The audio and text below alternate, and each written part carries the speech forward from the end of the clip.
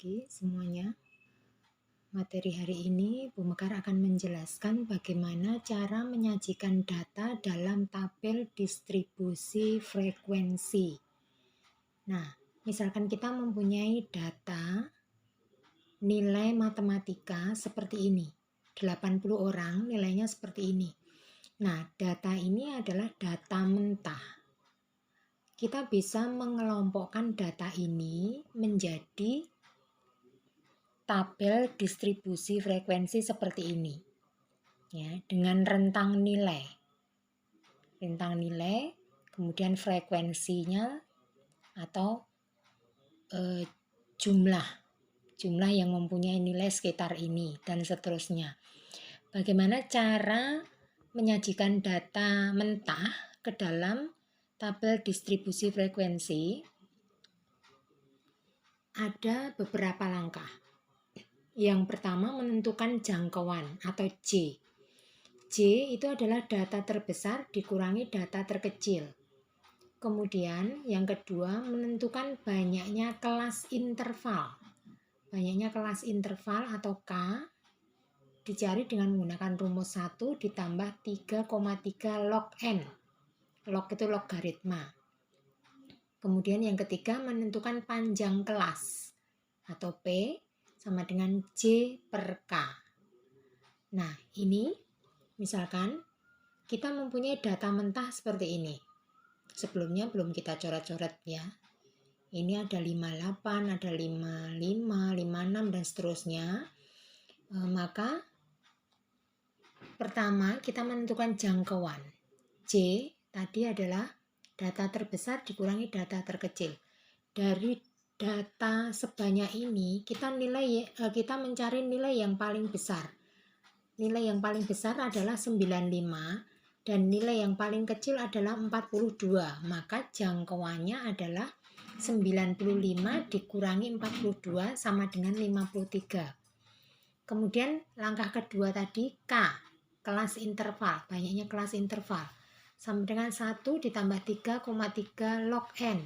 Nah, kita cari di sini 1 ditambah 3,3 kali log 40.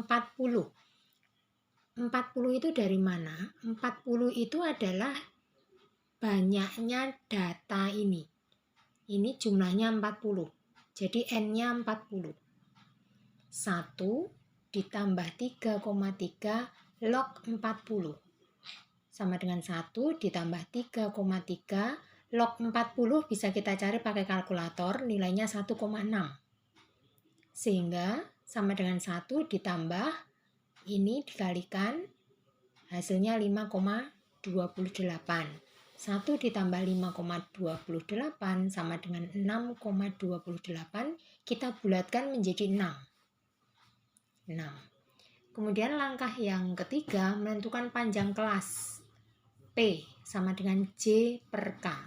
Di sini P sama dengan J tadi 53, K-nya 6, berarti 53 dibagi 6 sama dengan 8,83. Kita bulatkan menjadi 9. Ya, kita bulatkan menjadi 9. Nah, sekarang kita membuat tabel distribusinya seperti ini. Ya.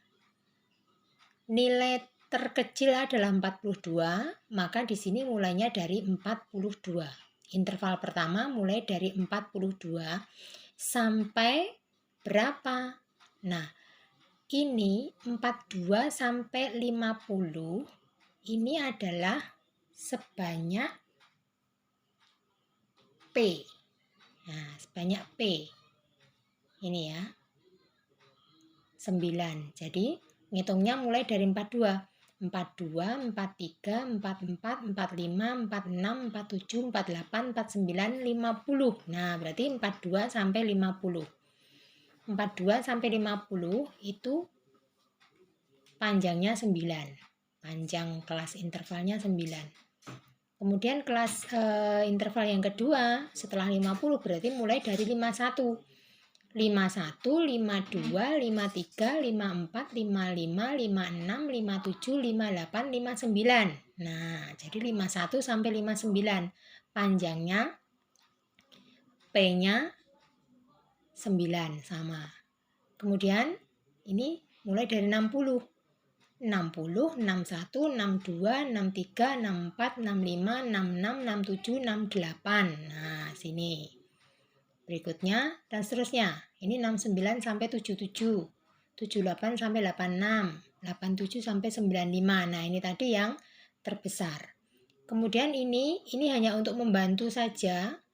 42 sampai 50 kita cari di sini tadi. Pakai dicoret-coret tadi ya. Nah, jumlahnya ini. Nanti yang terakhir yang dipakai yang ini, 6. Lalu yang nilainya 51 sampai 59 jumlahnya 12. 60 sampai 68 jumlahnya 6. 69 sampai 77 jumlahnya 8. 78 sampai 86 jumlahnya 5. 87 sampai 95 jumlahnya 3. Nah, ini kalau di total frekuensinya ini pasti jumlahnya 40. Seperti ini. Nah, ini adalah cara mengelompokkan data atau cara membuat tabel distribusi frekuensi. Nah, kita kembali ke sini. Ini yang contoh pertama tadi, ini yang langsung ya. Sudah langsung jadi tabel distribusi frekuensi. Kemudian kita lihat. Nah, kita lihat di sini. Interval pertama 31 sampai 40 frekuensinya 2, interval kedua 41 sampai 50 frekuensinya 3 dan seterusnya.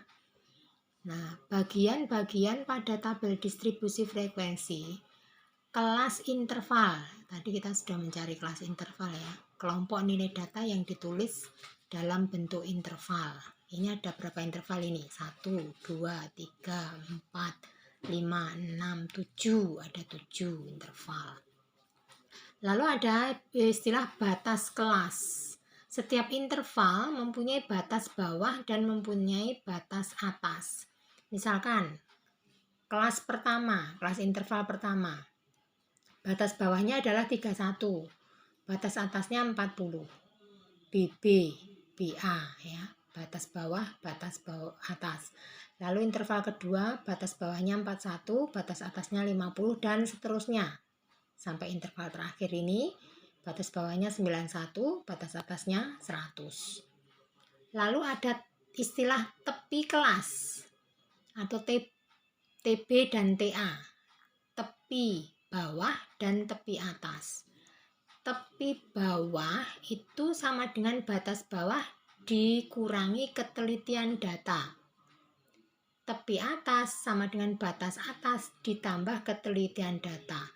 Kalau datanya ini bulat, angkanya bulat, maka ketelitian datanya adalah 0,5.